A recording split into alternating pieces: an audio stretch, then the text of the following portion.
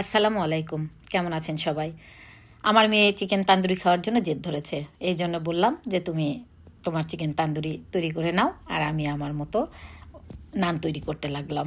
আমার মেয়ে চিকেন তান্দুরি তৈরি করার জন্য প্রথমে চিকেনগুলো সুন্দর করে ধুয়ে নিয়ে মশলাপাতি দিয়ে, এই যে নানা ধরনের মশলা, যেমন চিলি সস, সয়া সস, তারপরে আপনার লবণ, গুঁড়ামরিচ, নানান জাতের এগুলো দিয়ে আপনার ম্যারিনেট করে রেখে দিল।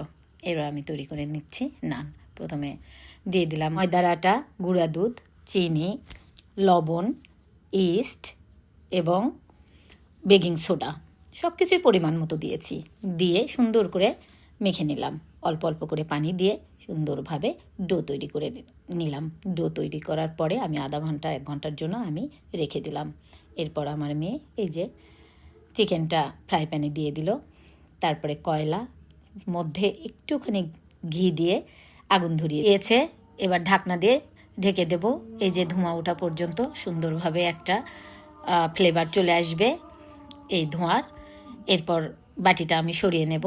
এই যে এবার নান বানানো শুরু করে দিয়েছি।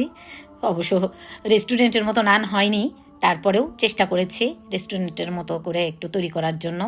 এই যে সুন্দরভাবে চিকেনটাও হয়ে আসছে। আমাদের চিকেন তান্দুরি হয়ে গেছে।